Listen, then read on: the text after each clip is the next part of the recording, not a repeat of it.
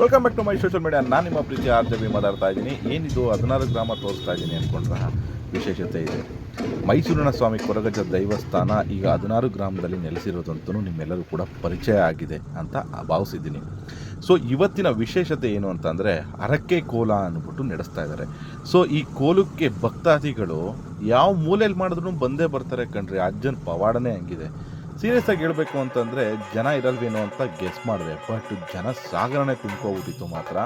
ಹೋಗ್ತಿದ್ದಂಗೆ ಚಂಡೆ ವಾದ್ಯ ಆಗಿರ್ಬೋದು, ಅಲ್ಲಿನ ಭಕ್ತಾದಿಗಳು ನೋಡ್ತಿದ್ರೆ ನನಗೆ ಎಷ್ಟು ಖುಷಿ ಆಯಿತು ಅಂತಂದರೆ ಎಷ್ಟು ನಂಬಿಕೆ ಇದೆ ಅಜ್ಜನ ಮೇಲೆ ಅನ್ನೋದು ಇದರಲ್ಲೇ ಸಾಕ್ಷಿ ಅಂತಲೇ ಹೇಳ್ಬೋದು. ಅರ್ಚಕರು ಮಾತು ಕೇಳಿ. ಭಕ್ತಿ ನಂಬಿರೋ ದೈವದ ಮುಂದೆ ಯಾರು ದೊಡ್ಡವರೆಲ್ಲ ಯಾವ್ದು ಶಕ್ತಿ ಇಲ್ಲ. ದೈವ ಶಕ್ತಿ ಇದೆ. ಮತ್ತೆ ಕೊರಗಜ್ಜ ನನಗೆ ಆಶೀರ್ವಾದ ಮಾಡಿಕೊಟ್ಟಿದ್ದಾರೆ.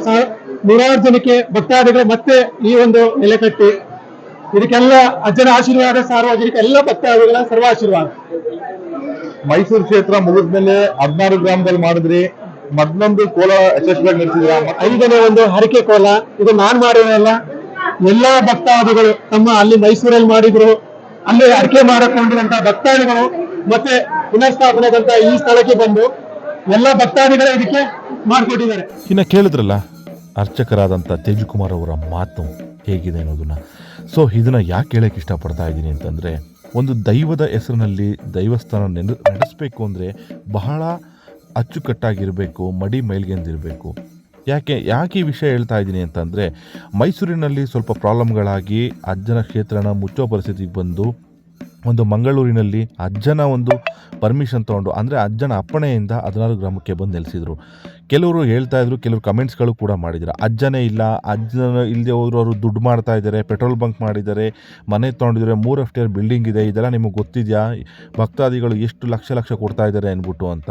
ಆ್ಯಕ್ಚುಲಿ ಆ ಥರ ಏನಾದರೂ ಒಂದು ಘಟನೆ ನಡೆದಿದ್ದರೆ ಕೋಲ ನಡೆಸೋದಕ್ಕೂ ಆಗೋದಿಲ್ಲ. ಮತ್ತು ಅದೆಲ್ಲದಕ್ಕಿಂತ ಹೆಚ್ಚಿನಾಗಿ ತೇಜುಕುಮಾರ್ ಅವರ ಇಡೀ ಫ್ಯಾಮಿಲಿ ಸರ್ವನಾಶ ಆಗೋಗ್ತಿತ್ತು. ಯಾಕೆ ಅಂದರೆ ಅಲ್ಲಿಂದ ಒಂದು ಅಜ್ಜನ ಒಂದು ಪರ್ಮಿಷನ್ ತೊಗೊಂಡು ಅಜ್ಜನ ಒಂದು ಅಪ್ಪಣೆಯಿಂದ 16 ಗ್ರಾಮದಲ್ಲಿ ನೆಲೆಸಿದಿರೋದು. ಅಜ್ಜನಿಂದ ಎಲ್ಲರಿಗೂ ಕೂಡ ಒಳ್ಳೆಯದಾಗಲಿ ಅಂತ ಇಡೀ ತನ್ನ ಫ್ಯಾಮಿಲಿನ ದೂರ ಮಾಡಿಕೊಂಡು ಇವತ್ತಿನ ದಿನ ಅಜ್ಜನೇ ಎಲ್ಲ, ಅಜ್ಜ ಬಿಟ್ಟು ನನಗೆ ಬೇರೆ ಎಂಥ ಸಹ ಬೇಡ ಅಂತ ಅಜ್ಜನ ಸೇವೆ ಮಾಡ್ಕೊಂಡಿರುವಂಥ ತೇಜುಕುಮಾರ್ ಅವರು ಅವರ ಭಕ್ತಿಗೆ ಎಷ್ಟು ಹೇಳಿದ್ರು ಕೂಡ ಸಾಲೋದಿಲ್ಲ.